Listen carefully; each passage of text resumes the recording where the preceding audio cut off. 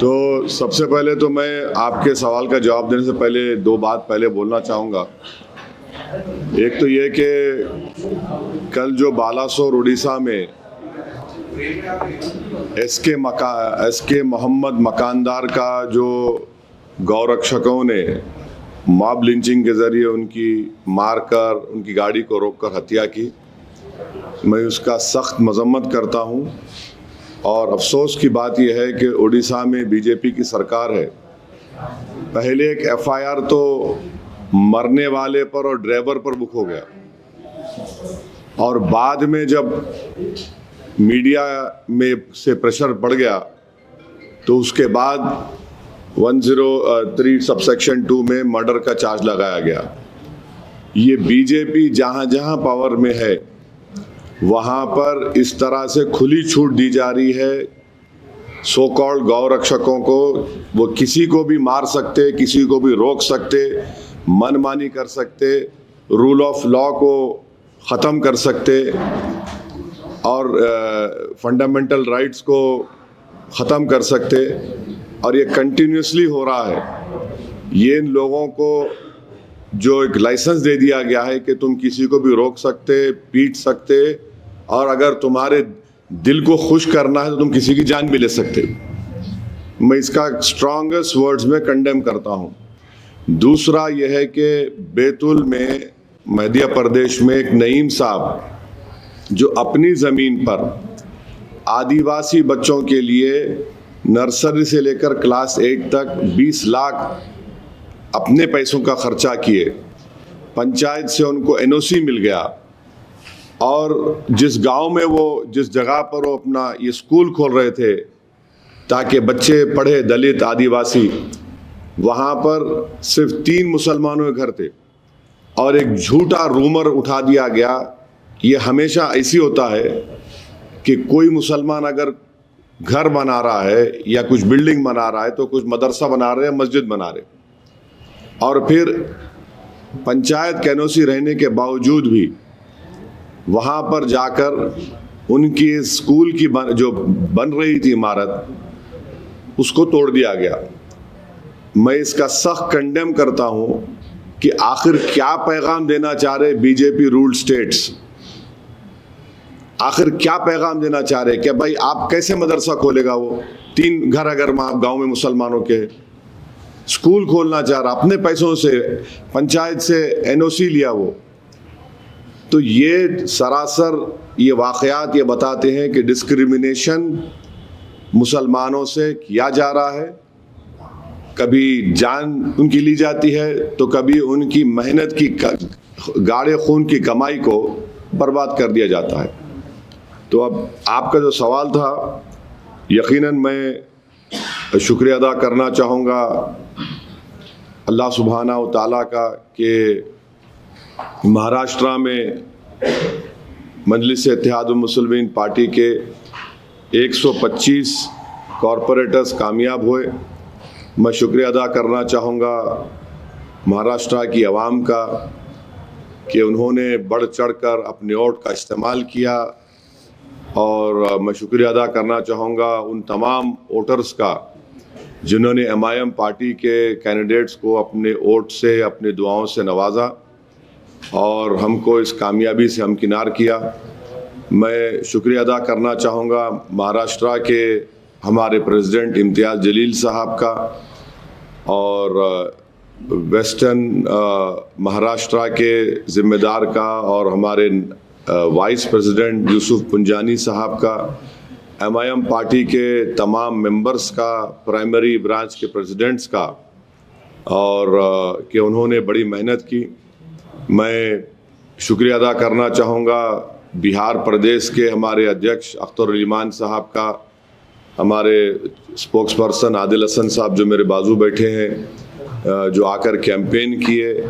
और मैं शुक्रिया अदा करना चाहूँगा तेलंगाना के एमआईएम पार्टी के फ्लोर लीडर अकबरुद्दीन ओवैसी साहब का, अहमद बलाला साहब का, जनाब कौसर मोहिउद्दीन साहब का, मुबीन साहब का, और रहमत साहब एमएलसी का, रियाजुल हसन अफंदी एमएलसी का, और जितने हैदराबाद से एमआईएम पार्टी के कॉरपोरेटर्स, एक्स कॉरपोरेटर्स, मेंबर्स जो गए, और मुंबई में हमारे एक्स एमएलए जनाब वारिस पठान साहब का, शोलापुर के इंचार्ज थे अनवर सादात का, इन तमाम लोगों की मेहनत और जुस्तजू की वजह से अल्हम्दुलिल्लाह एक बहुत अच्छा रिज़ल्ट आया है। और मैं उम्मीद करता हूं कि जो हमारे कॉरपोरेटर्स कामयाब हुए हैं वो आवाम की उम्मीद पर उतरेंगे, क्योंकि मैंने पहले भी कहा था कि जीतना लगता है बड़ा मुश्किल, मगर जीतने के बाद जो मराहिल सामने आते हैं उसको कामयाबी से अबूर करना, आवाम की उम्मीदों पर उतरना, आवाम को दस्तयाब रहना और अपने बॉडी लैंग्वेज में, अपनी ज़बान से जो आप मिलनसारी के मज़ाहरे आवाम से करते हैं इलेक्शन के इंतखाबी मुहिम के दौरान, उसी को बरकरार रखना बहुत ज़रूरी है। तो मैं सख्ती से तमाम हमारे कॉरपोरेटर्स को ताकीद भी कर रहा हूँ कि आप आवाम के दरमियान में रहिए और आपके वार्ड्स में जहाँ पर आपको कामयाबी मिली वहाँ पर आप डेवलपमेंट के काम करवाइए। ये कामयाबी में आप देखेंगे कि हमारे कई हिंदू भाई भी कामयाब हुए, शेड्यूल कास्ट दलित भाई बहन भी हमारी पार्टी से मुंतखब हुए। मुंबई में मानकोट शिवाजी नगर में हमारे 6 कॉरपोरेटर्स जीते हैं। वहाँ उस विधानसभा में असेंबली कॉन्स्टिट्यूंसी में 8 थे, 6 जीते, जिसमें दलित विजय सर कामयाब हुए। फिर चीता कैंप में 2 हमारे कामयाब हुए। मुंबई बीएमसी में एमआईएम पार्टी के 8 कॉरपोरेटर्स जीते। एक बहुत बड़ी कामयाबी हमको मिली औरंगाबाद में, जहाँ पर 33 हमारे कैंडिडेट्स कामयाब हुए हैं। वैसे ही मालेगांव में, नांदेड़ में, नगर में मुझे बड़ी तकलीफ़ है कि हमारे दोस्त समद खां साहब कामयाब नहीं हुए, मगर मुझे यकीन है कि अहमदनगर की आवाम समद खां के साथ है, हम भी उनके साथ हैं और साथ रहेंगे। तो इसी तरीके से आप देखेंगे अमरावती में हमारे कॉरपोरेटर्स जीते, अकोला में हमारे 3 कॉरपोरेटर्स जीते, मगर वहाँ पर अगर आप देखेंगे तो हमारे को उस अकोला विधानसभा में 62,000 वोट मिले। तो अल्हम्दुलिल्लाह ये अल्लाह का करम है और सबकी मेहनत जुस्तजू रही और हम सब ने अपना रोल उसमें अदा किया। मैं उम्मीद करता हूँ कि हम लोग अच्छी तरह से काम करेंगे। और फिर मैं स्ट्रांगली ये बात भी कहना चाहूँगा, जहाँ जहाँ एमआईएम के कॉरपोरेटर्स कामयाब हुए हैं वो पॉलिसी मैटर में कोई डिसीजन ना लें जब तक पार्टी का कोई फैसला नहीं होता। ज़ाहिर है आपसे कंसल्ट किया जाएगा, आपसे बात होगी, चाहे वो कोऑप्शन का मेंबर हो, चाहे वो स्टैंडिंग कमेटी बनाने का जो भी हो, इस मसले में पार्टी आपसे बात करेगी। उसके बाद जो डिसीजन होगा आप उसको ज़रूर फॉलो करिए। तो ये मेरे इनिशियल रिमार्क्स थे। अगर आप हमारे दोस्तों को अगर कुछ और मज़ीद सवालात करना है तो आप बारी बारी से पूछ लीजिए, मैं उसका जवाब देने के लिए तैयार हूँ। सर, जैसा कि नागपुर में आरएसएस का आपके तमाम तरह के आरोप लगते रहे बीजेपी को लेकर, अब वो आरोप जो है सवाल में तब्दील हुआ है, क्या मैच फिक्स था बीजेपी के साथ? अब ऐसा है ना कि जो आरोप लगाते, तो हैदराबाद में कहावत है, गिरे तो गिरे टांग मेरी ऊपर। तो अब मैं उसका तो इलाज मेरे पास नहीं। आप आरोप लगाइए, मुझे कोई फ़र्क नहीं पड़ता, मगर आप एक बात उनको समझना चाहिए कि अगर आप इस तरह से अनाप शनाप बक रहे हैं तो आप ना सिर्फ जो जनता निकल कर वोट डालकर हमको कामयाब करी, आप उनको तकलीफ़ दे रहे हैं। और उनको अगर आप तकलीफ़ देंगे तो मज़ीद और नीचे जाएंगे इंशाअल्लाह आप लोग। तो ये तो इलेक्शन था, हर एक को इख्तियार था अपनी पसंद नापसंद का इजहार करने के लिए। अब अगर औरंगाबाद में 33 मेरे जीत गए, मुंबई में हमारे 8 कामयाब हो गए, नांदेड़ में 14, मालेगांव में 21, अमरावती में 12, धुलिया में 10, नगर में 2, अकोला में 3, शोलापुर में 8, नागपुर में 6, चंद्रपुर में 1, मुमरा में 5, गोवंडी में 6, चीता कैंप में 2। तो ये तो आवाम का फैसला है। अल्हम्दुलिल्लाह हमारे पार्टी के ज़िम्मेदारों ने बड़ी मेहनत की, वहाँ पर दिन रात एक कर दिया। तो अगर वो लोग इस तरह से ये कहेंगे तो ये तो वहाँ की आवाम की तौहीन कर रहे हैं। और यकीन जानिए कि MIM पार्टी और स्ट्रांग होगी इंशाअल्लाह। मुझे थोड़ी इस बात की वो है कि मैं वेस्टर्न महाराष्ट्र में जाके इलेक्शन कैंपेन नहीं कर सका, क्योंकि जब हम बिहार में थे उस वक्त डेट्स का अनाउंस हो गया था। तो थोड़ा वेस्टर्न महाराष्ट्र में अगर हम फोकस करते तो शायद वहाँ पर भी हमारे और कॉरपोरेटर्स जीत सकते थे। तो खैर ये अब इनका तो कोई इलाज नहीं है। बस उनको लगता है कि वही जीते तो ही जमहूरियत की कामयाबी है। तो कोई बात नहीं, आप बोलते रहिए, हम अपना कामयाबी का सफ़र इंशाअल्लाह हमारी इज्तिमाई मेहनत और क़ुव्वत से तय करते आए और आगे भी तय करते रहेंगे। Will the MIM support the BJP to claim stake for mayor seat or deputy mayor seat or any other party? Support whom? Any other party to form the elect a mayor? MIM, आपका सवाल, will MIM support whom? BJP or the Shiv Sena alliance, wherever they have got majority in the... There is no question about that. That question does not arise. In Akot, the people of Akot have elected on MIM symbol 5 corporators. We had sent them a show cause notice and made them file a letter in their Akot municipality that the group in which they have joined in, which include BJP, they should give a letter that we are coming out of it. And I had personally warned them when they met me in Amravati that you must not take any policy decision. And I told them very clearly that alliance or no alliance, party will decide. But keep this in your mind. We cannot go with BJP at all or with NDA. So they did a mistake of supporting a BJP sponsored candidate for the co-option member. Immediately our state president Imtiaz Jalil Saab had suspended them. Sir, Bihar में जो आप पहली बार 5 सीटें आप जीते थे और आपकी खुशी तुरंत तब्दील हो गई जब किसी मजबूत सियासी पार्टी ने आपसे लोगों को खींच लिया। तो क्या वो एक्सपीरियंस अभी आपके जहन में है कि यहाँ जो आपको जीत मिली है आपके लोग तोड़े जा सकते हैं, या उसके लिए क्या प्रिकॉशन रखें?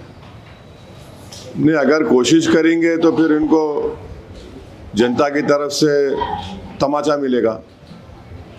बिहार में उन्होंने कोशिश की और क्या नतीजा निकला, उससे ज़्यादा मेजॉरिटी से हम लोग जीते, उससे ज़्यादा वोट हासिल किए। मेरे बाजू हमारे जनाब आदिल हसन साहब बैठे हैं, 80,000 वोट लेके 350 वोट से हार गए वो बलरामपुर से। तो ये चलने वाला नहीं है। अगर आप जनता के एतमाद को ठेस पहुंचाएंगे, अगर आप आवाम जो अपना फैसला दे रही उसको आप अपनी उसका सही लफ्ज़ ये है कि बर्बरियत, अगर आप अपनी बर्बरियत के मज़ाहिर इस तरह से करेंगे तो फिर याद रखिए आवाम भूलती नहीं उसको। सर आप जब क्या तो ये अगर कोई हरकत करने की सोच रहा है तो उसको खैमियाजा भुगतना पड़ेगा। हम तो हर एतबार से कोशिश कर रहे हैं और हमको पूरा यकीन है, भरोसा है हमारे कॉरपोरेटर्स पर कि वो मजलिस इत्तेहादुल मुस्लिमीन के प्लेटफॉर्म से कामयाब हुए हैं। आवाम ने उनको उसी बुनियाद पर वोट देकर कामयाब किया, पतंग के निशान पर। वो हमको यकीन है कि इंशाल्लाह हमारे साथ रहेंगे और हम पूरे जो एहतियाती तदाबीर हम इस्तेमाल कर सकते उसको ज़रूर हम कोशिश कर रहे हैं। बात कर बीजेपी की जो पूरे स्टेट में और तकरीबन पूरे म्युनिसिपल कॉर्पोरेशन में जीत हुई, आप इसको डेवलपमेंट की जीत समझते हैं या हिंदू मुस्लिम पॉलिटिक्स की जीत समझते हैं बीजेपी की? अब हम तो बीजेपी को हराए औरंगाबाद में, ऐसे ऐसे वार्ड से हराए जहां पर लोग बोले थे अरे इन्होंने खाली कैंडिडेट दिए, यही सवाल हम और करे थे, आप कैंडिडेट दिए, डील कर लिए, आप बीजेपी जिताना चाह रहे, वहां पे हमारे दलित कैंडिडेट जीत गए। 2 प्रभाग में औरंगाबाद के यही इल्जाम लगाए इम्तियाज जलील के ऊपर कि फुला उससे उसको खुश करने को, इससे खुश करने को डील कर लिए, यही इल्जाम लगाए धूलिया में, हम तो हराए बीजेपी को वहां पे।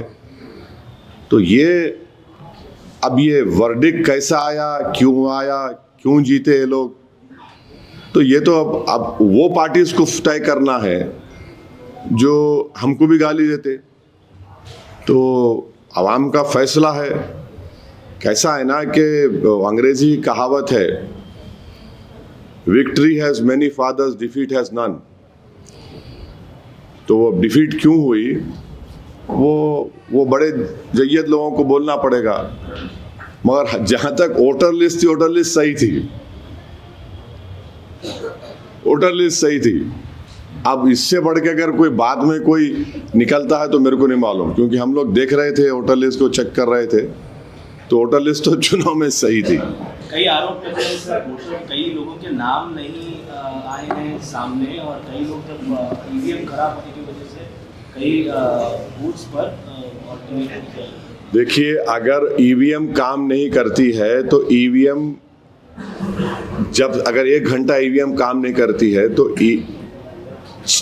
इलेक्शन टाइम अगर 6 बजे या 7 बजे ख़त्म हो रहा है तो जितने लोग उस वक़्त रहे उनको वोट डालने का इख्तियार दिया जाता है, या फिर इलेक्शन कमीशन जो टाइम लूज हुआ उसको दे भी देती है।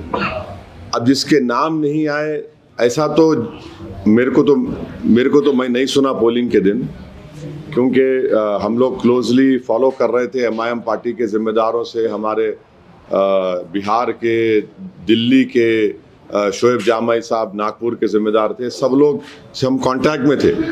तो ऐसा तो कोई ये नहीं बोला कि भाई पूरे एक वार्ड में इतना बड़ा नाम काट दिए गए, नाम नहीं आए, ऐसा तो मेरे को तो नहीं सुना। मैं हो सकता है ऐसा बात जगह पे हुआ होगा। नतीजे आए, आप भी वहाँ काफी कैंपेन किए, आप करते रहे हैं, जो ठाकरे ब्रदर्स का जो गठबंधन था, अब आप रिजल्ट आ गया, आपसे मैंने 2 दिन पहले पूछा था, आपने जवाब साफ साफ नहीं दिया था। अब नतीजे आने के बाद आप कह सकते हैं कि ठाकरे ब्रदर्स का जो, या ठाकरे का जो करिश्मा है वो अब खत्म हुआ मुंबई से? नहीं, देखिए, वर्डिक्ट सामने है, वर्डिक्ट सामने है, और एक वर्डिक्ट ये भी है कि जिस एरिया में एकनाथ शिंदे साहब का घर है, उस वार्ड में उद्धव ठाकरे का कॉर्पोरेटर जीत गया। कैसा देखेंगे इसको आप? सुन तो लीजिए ना। अब आप अगर आप जवाब देना चाह रहे हो तो आके बैठ जाओ, मैं बनाया था स्पोक्स पर्सन आपको मेरे पार्टी का, आप मेरे को सुनने आए। तो ये भी हुआ है, ये बात सही है कि उनको नहीं जीत पाए, वो लोग नहीं हरा पाए। तो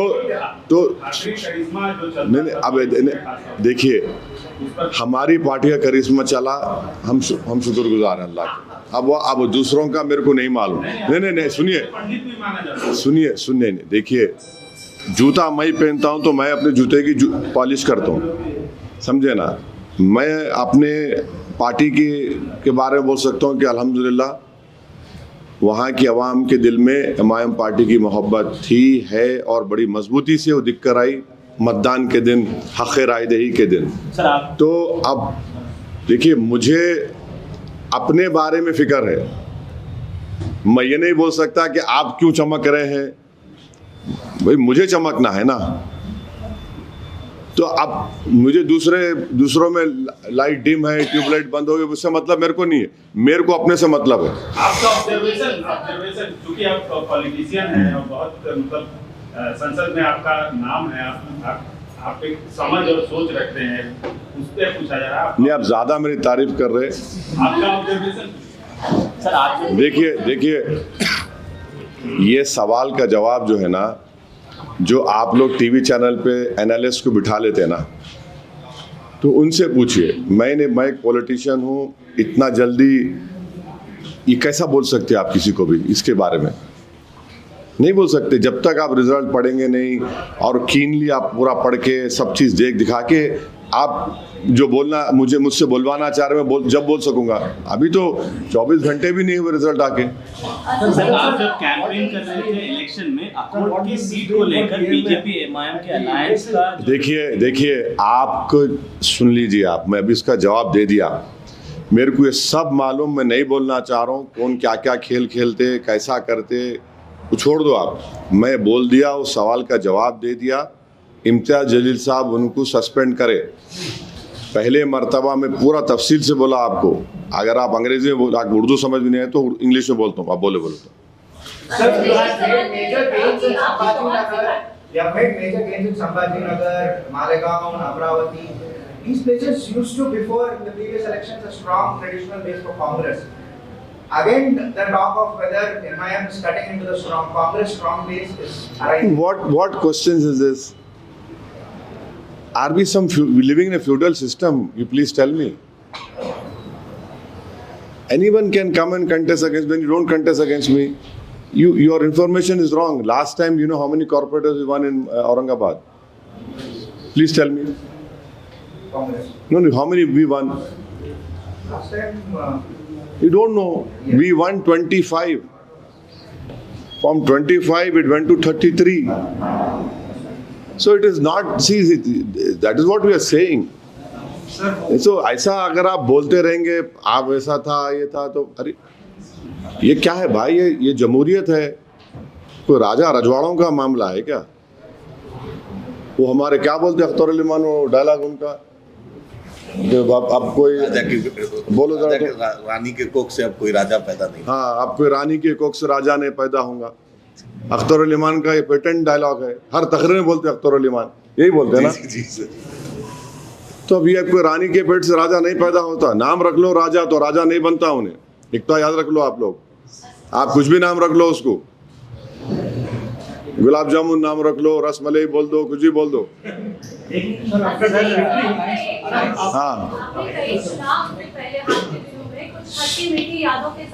हाँ, हाल के जो चुनाव रहे उसमें कुछ खट्टी मीठी यादें एमआईएम पार्टी के लिए और आपके लिए भी रहे। क्या खट्टी मीठी यादें? कहीं जीत कहीं हार, इस तरीके से जो है आपका अभी हाल में जो बाकी राज्यों में रहा, तो ऐसे में ये वाली जीत एमआईएम पार्टी के लिए नहीं, खट्टी मीठी कहाँ है? हम तो बिहार में अच्छा खासा अलायंस करके, माने हम तो पहले बोले बना लो हिस्सा आप हमको आपका। हम तो लेटर लिखे थे बिहार में अख्तर अली मान साहब कि भाई आप सिर्फ 5 सीट दे दो, अगर आप जीत गए तो मंत्री पद मत दो, सीमांचल से इंसाफ करो, फिरका परस्ती, कम्युनलिज्म, फैशिज्म को रोको। आप नहीं सुने तो हम तो अलायंस किए हमारे भाई चंद्रशेखर आज़ाद रावण पार्टी के साथ और हमारे बिहार स्वामी प्रसाद मौर्य साहब के साथ हम लड़े, हमको कामयाबी मिली और जनता ने हमको कामयाब किया और जनता ने किसी और को कामयाब भी किया, किसी को हरा दिया। तो ये तो हम तो इलेक्शन लड़ते हैं ना मैडम। देखिए इलेक्शन लड़ना एक पॉलिटिकल पार्टी का बहुत बड़ा जिम्मेदारी भी होती है। हम इलेक्शन लड़े और हम मेहनत कर रहे थे। मेरे को अच्छी तरह याद है कि जब बिहार में इम्तियाज जलील साहब थे और कैंपेन में बिहार चुनाव के इलेक्शन इंतखाबात में, तो वो बेचैन हो गए कि असद भाई मेरे को जाने दो आप। डेट्स आ गए थे ना, जब डेट्स आ गए थे तो दिन रात हम मेहनत किए, कोशिशें किए और एक इज्तिमाई तौर पर एक कलेक्टिव एफर्ट था महाराष्ट्र के जिम्मेदारों का पूरा। वो ठीक है, बाज़ हमारे पुराने लोगों को टिकट नहीं दे सके, वो लोग नाराज भी थे। मैं जाकर उन जितने लोग मुझसे मिले, मैं उनको समझाया और वो मेरे विवाद को समझे कि भाई आप पार्टी में आ जाओ, काम करो पार्टी का, आपको पार्टी का काम करो। आप म्युनिसिपल कॉर्पोरेटर ने तो पार्टी तो है ना। तो जो लोग जिनमें इखलास था, जिनमें पार्टी से मोहब्बत थी, वो आए, मुझसे मिले और बहुत मेहनत किए। चाहे वो शेख अहमद हो, नासिर सिद्दीकी हो, हमारे असद चाऊश हो, फैज़ान रिजवी हो, ऐसे बहुत से लोग हैं। अब जो नहीं सुनना चाह रहे थे उनकी मर्जी है, वो इलेक्शन लड़े, नतीजा सामने आ गया। ये जीत कितनी अहमियत रखती है? मैडम देखिए, मैडम चाहे वो एक छोटा MPTC के इलेक्शन की जीत हो, मैं उसको अपने सर और आंख पे उठा कर रखता हूँ। तो हर कामयाबी मेरे लिए बड़ी होती है। हम ये नहीं ये MPTC का है, ये ZPTC का है, ये कॉरपोरेटर का है, ये सब नहीं। हर कामयाबी, एक छोटी सी कामयाबी हमारे लिए बड़ी अहमियत रखती, और हम उसको अपने दिल के बड़े करीब रखते हैं, और उससे हमको खुशी मिलती, हमको और कॉन्फिडेंस हमारा बढ़ता। हाँ, चुनाव लड़ना, अगर कहीं चुनाव है तो वहाँ चुनाव लड़ना राजनीतिक पार्टियों की नैतिक जिम्मेदारी है, ऐसा आपने कहा, तो उस नैतिक अभी देखिए ना, आपको बहुत जल्दी है ब्रेकिंग न्यूज़ करने की, ठहरिए ना अभी। कुछ तो बताइए। अरे जब आएगा वक्त बताएंगे ना। अभी तो आज तो महाराष्ट्र की कामयाबी के बारे में आपको हम तकलीफ दिए, आप लोग आए, बहुत बहुत शुक्रिया। और आप तो एक अहम काम छोड़ के आए, तो आपका बहुत बहुत शुक्रिया। सही टाइम पे बताएंगे आपको। क्या बोले आप? सर, RSS का गढ़ है। हाँ, नागपुर में RSS का गढ़ है, वहाँ पर मंजी जो है ना 7 सीटों पे काम। नागपुर में RSS का हेडक्वार्टर है, तो उससे क्या करने का है? वहाँ पर मंजी जादू वो है जो जादूगर के सर पे चढ़ के बोले, समझे ना? सर तेलंगाना में भी चुनाव आने वाले हैं, कुछ समय में म्युनिसिपल इलेक्शन होने वाला है। Certainly expanded your footprint in Maharashtra in this municipal election, sir. But the question also arises: the next municipal elections is going to happen in Telangana. Do you have the same intention here as well? Yeah, why not? What is wrong in that? Yes, बिल्कुल। तेलंगाना में हम तो दे दिए, हमारा notification दे दिए, सब हमारे district हमारे प्रेसिडेंट्स को बोल दिए कि आप लोग जो लोग मंडलिस से लड़ना चाह रहे हैं उनका नॉमिनेशन फिल करिए और तैयारी करिए। हमको 5 दिन का टाइम दिए, 2 दिन, 1 दिन तो हो गया, तो हम लोग बिल्कुल। How many urban local bodies will be contested beyond your Hyderabad constituency? Would you let corporators contest? Yes, why not? We have done it before also. We'll definitely contest. No doubt about that. Please do not have any doubt about it. Hyderabad के बगल में जो सिकंदराबाद लगता है, उसका नाम मिटाने की कोशिश की जा रही है कांग्रेस सरकार की तरफ से, ऐसा BRS आरोप करके। अरे भाई, वो BRS से पूछ लो ना जाके। अरे मैं कहीं को बोलूंगा? मेरे को नहीं, जुबली इस इलेक्शन में तुम ही सपोर्ट करे उनको, तुम ही जाके मीटिंग करा, इंटरव्यू करा, नहीं मालूम क्या मेरे को? है, तुम जाके पूछो, तुम जिससे तुम करे थे पॉडकास्ट करा, ये कराए, मेरे को गालियां दी वो लोग। क्या निकला नतीजा? 24,000 वोट से चारों खाने चित हो गए उनके। अब मैं और क्या करूं, बोलो आप? वहाँ दूल्हे भाई बाहर बैठे हुए हैं बिहार में, और हमारे गालियां दे रहे। अरे तुम इलेक्शन लड़ रहे, आप इलेक्शन लड़ा रहे, हमारे को बोल रहे आप। पोलिंग के दिन पूरे उतर गए दूल्हे भाई की तलवार बन के, कौसर मोहद्दीन घर पे चले गए। कौसर मोहद्दीन के घर के लोगों को गालियां दिए TRS वाले, जाके 8-8, 10-10 गाड़ियों कॉन्वॉय में जाके। अब मैं क्या करूं? उससे मेरे क्या करने का है? मेरे को लड़ना है, लड़ूंगा, मैं सबसे लड़ूंगा, मैं पार्टी है। सर, महाराष्ट्र चुनाव से अलग हटके एक सवाल की इजाजत देंगे आप? नहीं, बिल्कुल करिए ना, आपको पूरी इजाजत है, जवाब देना मेरी जिम्मेदारी है। सर, उत्तराखंड का एक मसला है कि वहाँ गंगा घाट से हर की पौड़ी पे नॉन हिंदू जोन घोषित करने का, नॉन हिंदू नॉट अलाउड का, वो करने का मांग हो रही थी। अभी कुछ पोस्टर देखे गए वहाँ की। ये जो है संविधान के खिलाफ है, ये अनटचेबिलिटी है, ये संविधान के खिलाफ है, ये राइट टू इक्वालिटी के खिलाफ है। आप इस तरह अगर कानून मानते रहेंगे तो फिर क्या क्या हो जाएगा फिर? भाई देखिए, जो धर्म के रिचुअल्स हैं वो जाहिर है वो उसी धर्म के जिम्मेदार पंडित लोग करेंगे, जो भी रिस्पॉन्सिबल करेंगे। मगर आप बोलेंगे उस इलाके में नहीं आना, बोले तो कैसा होगा भाई? किस बुनियाद पे करेंगे आप? TTD में आपको लिखना पड़ता है कि आप हिंदू धर्म को फॉलो करते, वो शुरू से चले आ रहा है। तो ये कहाँ ले जाके छोड़ेंगे देश को फिर आप? ये तो उनको देखना चाहिए जो ऐसा इस तरह की बात कर रहे हैं। और गैर जरूरी कि आप, अरे भाई नौकरी क्यों नहीं देते? नौजवान बच्चों को नौकरी दो ना, नौकरी नहीं देते। आप ही के उत्तराखंड में एंजल चीमा को मार दिया गया, उसको चिंकी विंकी झूठे गलत बातें बोलकर, जो बच्चा MBA कर रहा था, जिसका बाप BSF में सिपाही है, जो हमारी सरहद की हिफाजत कर रहा है, उसको आप माने उसको जस्टिफाई कर रहे मार के। फिर आप वो नफरत है फिर वो, क्योंकि वो आपकी तरह नहीं दिखता। ये जितने जो लोग जो फिरका परस्त इस तरह की बात करते हैं, उनको लगता है कि सब लोग हमारी तरह रहना। अबे तुम हो कौन? हम सब तो एक ही उसमें पैदा हुए ना। तुमने एंजल चीमा को मार दिया, उसमें कुछ नहीं बोलते, अभी सब भूल गए लोग। वो बच्चा, नौजवान बच्चा 22 साल का अपनी जान से महरूम हो गया। तो ये गलत हो रहा है। ये महाराष्ट्र के डिप्टी सीएम एकनाथ शिंदे का बयान दिए कि मोदी की कामयाबी देश के लिए खतरा है। तो ऐसा है, उनको खतरा नजर आ रहा। उनका जो बर्फ पिघल रहा ना, वो आइस फ्रूट का गोले का किस्सा मालूम ना आपको, वो हो गया वो।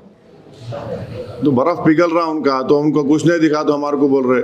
औरंगाबाद में उन सभा में थे, एक पतंग आ गई, पतंग कटी कटी कटी बोले। अब किससे कट गई औरंगाबाद में? उन्होंने बोले कटी कटी कटी, जलील कटी। अब हो गया, पूरा कट गए। उन्होंने एकनाथ शिंदे साहब को हम बोल रहे कि आपकी बर्फ पिघल रही, आप जिसके साथ है ना, उन्होंने पूरा बर्फ पिघला रहे आपकी। स्लोली आप जा रहे आप।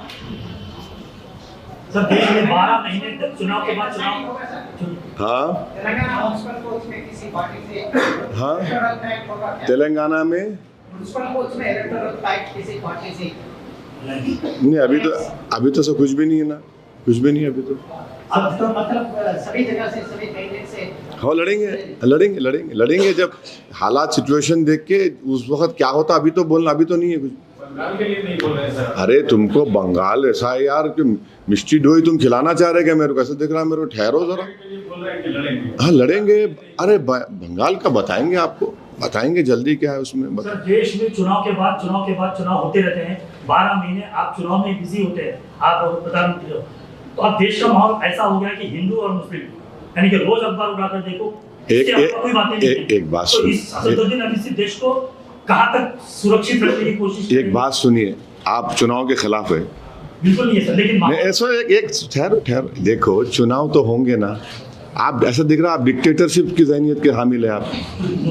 चुनाव तो होंगे ना भाई। नहीं दो जनता की तरफ से नहीं। आप एक बात सुनिए, आप एक बड़े सहाफ़ी हैं, काबिल हैं आप, माशाल्लाह से आपको अल्लाह ने बहुत अच्छा जहन दिया है। अगर आखिरी चुनाव कब हुए थे भाई महाराष्ट्र में म्युनिसिपल कॉरपोरेशन के? कब हुए थे? खत्म कब? अब उनका 2017 में उसका टेन्योर खत्म हो गया। 9 साल के बाद इलेक्शन होना ना, नहीं होना, नहीं हुआ तो बोलते हम खुद बोलते देखो IAS ऑफिसर चला रहा। पंचायत के इलेक्शन होना नहीं होना ना। मुझसे ये चुनाव से पहले छोटे म्युनिसिपैलिटी के चुनाव हुए। अब आप एक दिन बोलेंगे अरे होना ही नहीं चुनाव, माने आप तो मोदी जी की जबान बोल रहे कि 1 नेशन 1 इलेक्शन कर दो। अरे ऐसा कैसा होगा? अरे भाई आप समझो, आप जो तीर मेरे पे मारने की कोशिश कर रहे हैं ना, ऐसा दिख रहा है कि वो तीर मोदी जी दिया आपको मारो बोल के आप दूसरा साल 1 नेशन 1 इलेक्शन कर दो, 5 साल में कोई चुनाव नहीं होना। अरे क्यों नहीं होना? अरे सुनिए एक बात, इलेक्शन होगा तो जो हुक्मरान रहता उन्हें टोस पे रहता आपने। अरे इलेक्शन आ रहा, कुछ करो। लाड़की बहना में पैसे नहीं आ रहे थे, वो जो औरतों, अब दिए ना, इलेक्शन है बोल के दिए ना। अब बाद में भूल जाते होंगे, भूलते। इलेक्शन से रूलिंग पार्टी के लोग फिक्रमंद रहते। तो आप जो थॉट प्रोसेस, माफी चाहता हूँ, आप बड़ी इज्जत से बोल रहा हूँ, आपका थॉट प्रोसेस लिख रहा के 1 नेशन 1 इलेक्शन चाह रहे आप, वो नहीं हो सकता। वो इलेक्शन विश्व गुरु बनते हैं सर, तो उनका ख्याल अब उन्होंने बनते होंगे तो आपको चाहिए कि उनसे पूछना आप, मगर उन्हें प्रेस कॉन्फ्रेंस ही नहीं करते तो वो परेशानी है ना। आप जरूर पूछिए उनसे, मैं भी तायद करता हूँ, पूछो आप कि ये क्यों हो रहा, ये क्या हो रहा। मगर चुनाव तो होंगे ना भाई, इलेक्शन नहीं होना बोल तो क्या मतलब? अब आप मेरे को बोल हर चुनाव में जाएंगे, मैं क्या करूं? एक बात सुनिए, चुनाव नहीं रहता, मैं मेरे हेडक्वार्टर में आके बैठे रहता हूँ यहाँ पे 11 बजे से लेके 3 बजे तक, फिर एरिया में जाता हूँ, लोग लाके शादी का रुखा देते, बाद वक्त 12-12, 13-13 शादी रहते, और माशाल्लाह से हैदराबाद में क्या है, दूल्हे मियाँ जो है 10:30 बजे आते। मेरे को कभी सोचता हूँ मैं कि इन्हें 10:30 बजे आए तो घर को जाके दुल्हन का चेहरा कब देखता हूँ इन्हें। आप बिलीव नहीं करेंगे, मेरे को बाज़ वक्त तो जो अहम लोग रहते 11:30 बजे बुलाते। अरे मैं पूछता हूँ मियाँ 11:30 बजे रात को क्या है बाबा, तुम घर कब जाएंगे? अरे चले आते। तो ये काम करना पड़ता, काम कर रहे, हमारी पार्टी के तमाम लोग, जिम्मेदार लोग काम कर रहे, मेहनत कर रहे। इलेक्शन देखिए, मैं क्या NGO हूँ, एक पेपर पढ़ के ओ ऐसा हुआ था, मैं पॉलिटिकल पार्टी का है, हम जिम्मेदार है। अब उन्होंने बिहार से क्यों आए बिहार से? उनको बुलाए, आदिल को कोर्ट में केस जा रहे थे, दिल्ली में थे, मेरा तुम निकल के आओ, आए उन्होंने। पिछले 15 दिन से महाराष्ट्र में फिर रहे। तो पार्टी का काम है, हम लोग पॉलिटिकल पार्टी के मेंबर है, हमारा ओढ़ना बिछोना पार्टी के लिए काम करना है। अब पार्टी का काम इलेक्शन में भी होता है, इलेक्शन नहीं रहा तो जनता का काम में मसरूफ रहते। सर, आपकी कंस्टिट्यूंसी में कुछ दिन पहले कुछ गड़बड़ हुआ, कर्नल क्लैश टाइप का मामला, अभी क्या हालात है? अभी तो हालात पुरअमन है, मगर कांग्रेस गवर्नमेंट को ये देखना है और पुलिस के जो बड़े बड़े जिम्मेदार हैं उनको देखना है कि हैदराबाद में रात में गड़बड़ क्यों हो रही। पिछले आप 3-4 साल के इंस्टेंसेस और इंसिडेंट्स निकाल के देख लो, ये रात में क्यों हो रहा भैया? ये इस पे फॉलो अप करना। और भाई साहब आप बात नहीं करना, हटिए वहां से, बात कर रहे हैं, बात करेगा, हटिए, आप कहीं बैठा रहे हो, हटिए उधर से। तो ये इंसिडेंट्स क्यों हो रहे? और मैं एक जिम्मेदारी से बोल रहा हूँ कि जो पुलिस का जो इंटेलिजेंस का नेटवर्क है वो बिल्कुल कमजोर है हैदराबाद में। इनको मालूम ही नहीं हो रहा क्या हो रहा। और चौथी बात यह है कि इनके जो सो कॉल्ड पीस कमेटी के मेंबर हैं वो बेचारे तो खाली उर्दू की शेर शायरी में बल्कि फुलकार पहना के बैठ जाते खामोश, वो खाली तस्वीर कराना वही चल रहा। तो ये इस पर गौर करना जरूरी है।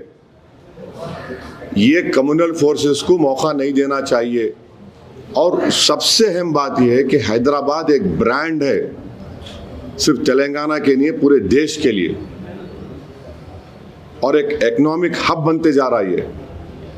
अब ये सरकार फ्यूचर सिटी को प्रमोट कर रही, ये इंसिडेंट्स क्यों होना? फिर नहीं होना चाहिए। तो इनको सोचना चाहिए, गहराई से डीपली सोचना चाहिए। Does this mean that policing measures like Mr. Chandra and Gordon are largely ineffective because it's happening? No, if you see the pattern which is happening in last few years, 70 to 80% incidents have happened in not in broad daylight. आप देख लो, रात में हो रहे पूरे. It is happening in the night. So of course there is room for improvement. Of course there is something which the police or the intelligence department police is not able to catch. That is where they should strengthen themselves. And time and again I have been consistently telling, whether it was TRS government or now the Congress government, see, law and order is not a political issue for me. It is an issue which concerns the safety of a common man. What happened when that incident happened 2-3 days ago? Lathi charge happened and many innocent people got hit by the police lathi. People who were going into a marriage. They don't know they were crossing that road. So there has to be some system must be created or strengthened so that these incidents do not erupt. And the best policing is that you should prevent such sort of incidents. It's not like looking for a needle in a haystack. But these are all areas which you know for a fact historically, that area had suffered a lot. And it really hurts me that I have worked with the Pardi community and continue to work with them. And we have done a lot of development work, and there are majority of the Pardi people they don't want this incident. और वो जो पारदीवाड़े के एक historical जगह भी आप लोगों को मने मालूम शायद, वहां पर एक बेंच है, आप जाओ, जहां पर पंडित नेहरू बैठे थे आके। सर बोलो। हमला हुआ, इंचार्ज पे भी हमला हुआ, तो उसके बाद क्या कार्रवाई हुई सर? जो हमला करे पूरे हार गए। आवाम बोली तुम हमला करे, अब हम जमहूरी वोट से हमला करेंगे, चारों खाने चित। यूं मारे, पब्लिक बोली हम जा क्यों करेंगे, आउट, पूरे चारों खाने चित। सर रिसेंटली एनटीवी जर्नलिस्ट को अरेस्ट किया गया सर, उस पे आप क्या सपोर्ट करिए? भाई मैं देखिए, मैं महाराष्ट्र के इलेक्शन कैंपेन में था, हमारे बर्ख मेरे को मैसेज भिजाए थे, कहाँ है बर्ख है, तो मेरे को उसका तफसील मालूम करना है। अब ये क्या है उसका डिटेल मालूम करना है। बाज़ जर्नलिस्ट को छोड़ भी दिए बोल के मीडिया के रिपोर्ट्स है, बाज़ एक साहब के रिपोर्ट पे पकड़े बोल के। तो सहाफ़ी आज़ादी का मैं ख्याल रहा हूँ।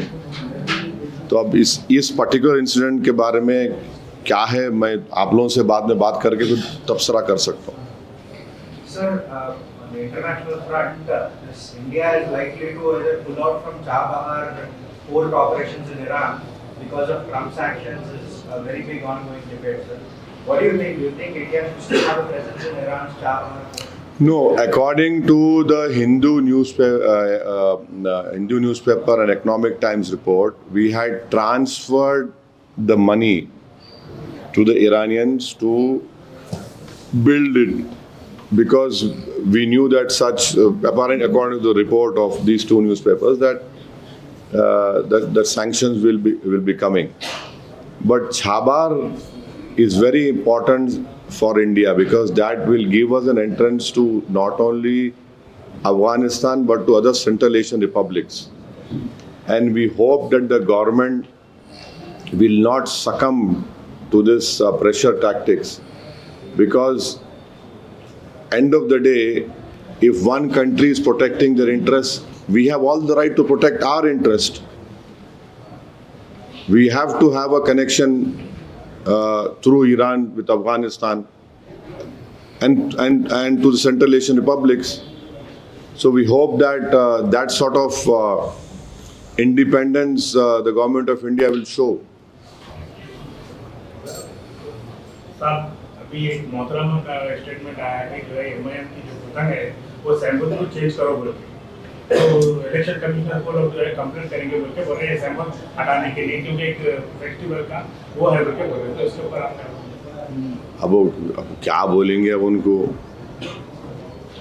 अब घर में जिसके सिंबल नहीं है उनको खा लिया, यही सिंबल दिख रहा तो क्या करेंगे? अब घर में सिंबल रहा तो रहता ना, अब घर में सिंबल नहीं है तो उन पतंग के पीछे पड़े हुए। अब क्या मैं क्या बोलूँ अब क्या जवाब दे सकता हूँ मैं? अरे क्या बात है, कल बोलेंगे नहीं वो कमल का फूल वो ऐसा है वहाँ पे वो निकाल दो, कल बोलेंगे नहीं हाथ है हाथ मिलाए तो ऐसा दिखता, कल बोलेंगे गाड़ी है वो गाड़ी निकाल दो पब्लिक जाती है उसमें, परसों आप बोलेंगे नहीं नहीं वो किसान जो है खेती करता उसका सिंबल निकाल दो। हाँ अभी अजीब है, वो बोलेगा नहीं मशाल से आग लग जाती वो निकाल दो। एक सिंबल है ना, पार्टी का शनाख्त है और हम एक रिकग्नाइज पार्टी है, हमारा सिंबल है। आपको सिंबल पसंद नहीं आया, जो पसंद है आप दबा दो जाके, ये आपके पास सिंबल नहीं है तो मैं क्या करूं?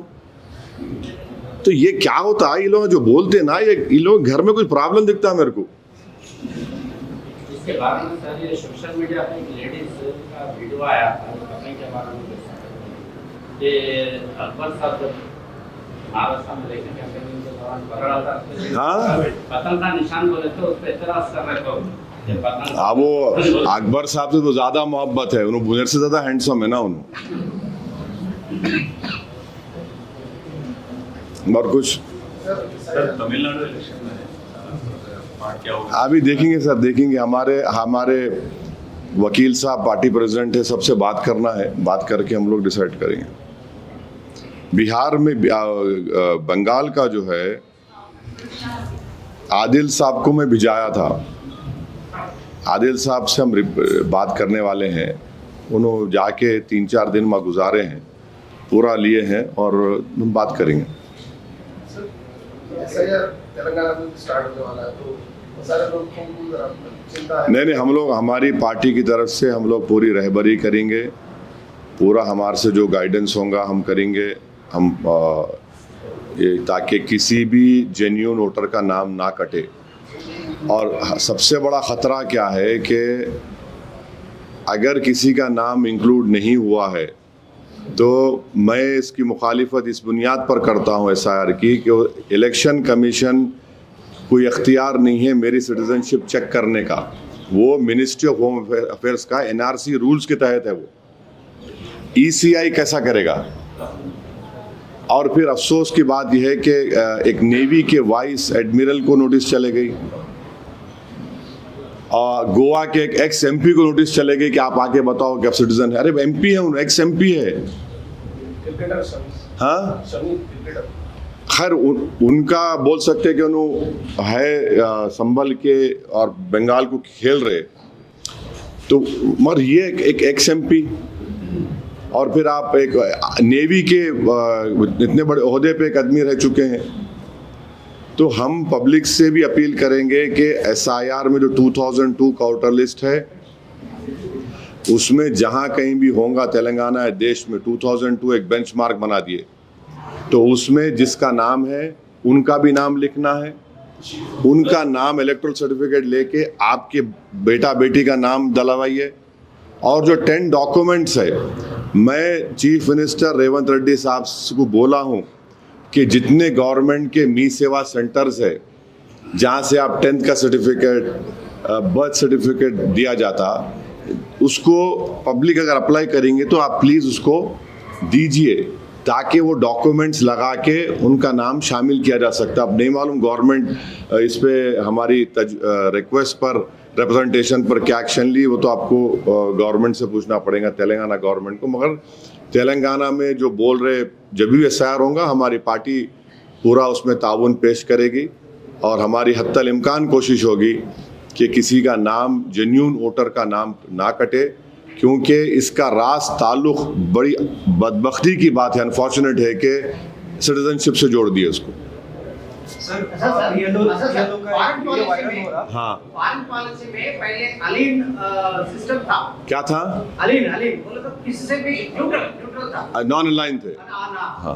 अभी कैसा है अपना पॉलिसी, कैसा होना चाहिए रिसेंट पॉलिटिकल डेवलपमेंट हिसाब से? नहीं, आप भी देखिए कि मेरे को इस बात की बड़ी तकलीफ है कि डोनाल्ड ट्रंप ये बोल रहे कि नरेंद्र मोदी सर प्लीज बोल रहे, डोनाल्ड ट्रंप एडमिनिस्ट्रेशन के मिनिस्टर बोल रहे कि मोदी साहब कॉल नहीं किए तो ट्रेड एग्रीमेंट नहीं होगा। ये कैसा है? ये हमारे सरकार को तो रिएक्ट करना चाहिए। भाई बीजेपी है मगर देश का प्रधानमंत्री है ना, ये कैसा होगा? सर राजस्थान से वीडियो वायरल, हाँ वो बिल्कुल उन्होंने बोले कि जहाँ पे मुस्लिम वोट्स को निकालो बोले, तो ये तो इलेक्शन कमीशन को सुनना चाहिए, इलेक्शन कमीशन को सुनना चाहिए। और उनकी इस तकलीफ को मैं उनको सलाम करता हूँ कि उन्होंने सच्चाई को बयान किया। यही तो हमारे को, इसलिए हम बोल रहे कि आप अपना नाम देखिए, SIR जो है सिटीजनशिप से भी ताल्लुक उसका है, जो नहीं रहना चाहिए कानूनन। सुप्रीम कोर्ट में केस चल रहा, कब आएगा डिसीजन हमारे को नहीं मालूम, और फिर आपका वोट देने का राइट आपसे छीन लिया जाएगा। फिर आपका नाम निकल गया तो नोटिस दे सकते आपको, और उसके रूल्स में जो मेमोरेंडम इशू किया इलेक्शन कमीशन ने, अगर BLO 2 मरतबा घर पे चले गए, आप नहीं रहे, तो उनको इख्तियार है कि फॉरेनर्स ट्राइब्यूनल को या फॉरेनर्स एक्ट के तहत उनको नोटिस भिजा देंगे।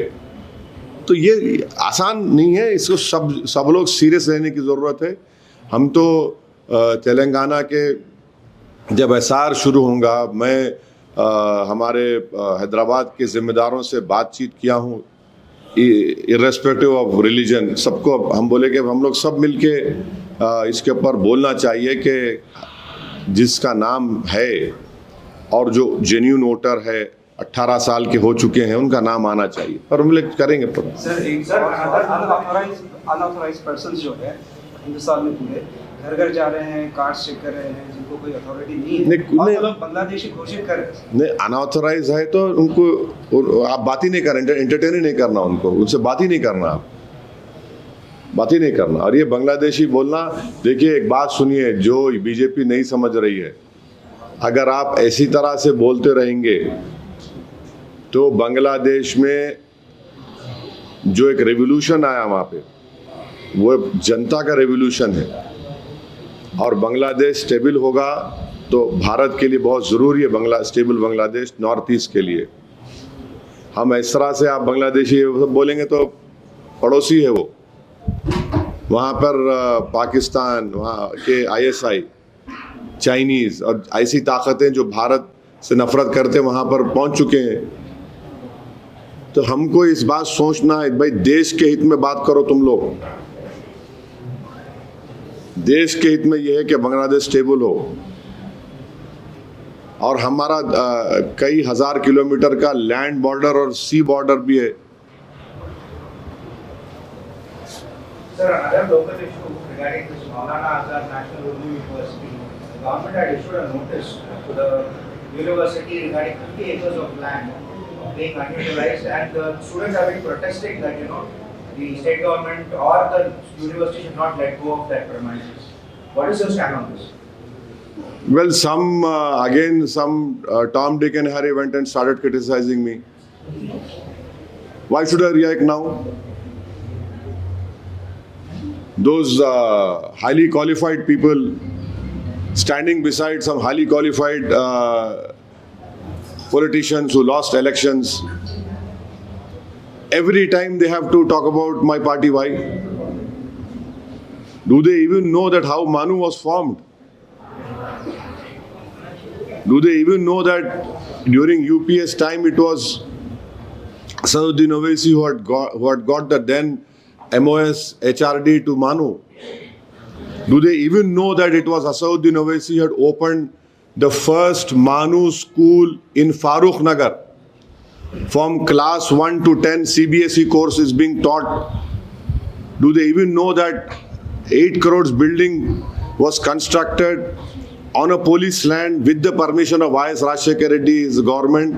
And when YSR came over there to inaugurate that school building in Farooq Nagar, which I don't know, you have not gone over there. Sometime you must go and see the good work we have done.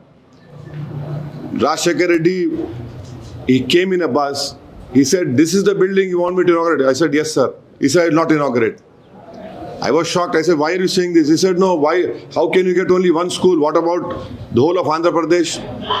In front of me, YS Rajshekar Reddy spoke to, I think so, the HRD minister was Kapil Sibal, and one principal secretary of HRD who later on went to become the chief secretary of Chhattisgarh. Rajshekar Reddy spoke on on a cell phone to these two minister and saying that I want more such schools. If the Manu University is trying to give it to private people to develop that area, we also condemn that. And we don't want that if that land is given to Manu, it should remain with Manu. But to make such baseless allegations against MIM, this is a cowardly act. You want to fight me politically, come out and fight me politically. And don't tell me what about Manu. I know more about Manu. There is a standing committee report when I was a member of Ministry of Social Justice and Ministry of Minority Affairs. You should see my contribution in those reports, what I have talked about Manu and everything, or what we have spoken in the parliament. Recently, in the last parliament session, I had talked about Urdu language and I had said, please strengthen Manu. And I'm warning the Manu administrators, you should not finish Urdu to promote English language over there. That university was formed for the Urdu language. It was Urdu University under an act. I hope they don't do that. Sir अभी China की आपने बात, बस शुक्रिया, आपको पूरे सवालात हो गए, बहुत बहुत शुक्रिया। 1-to-1 नहीं होने वाला है। अस्सलाम वालेकुम।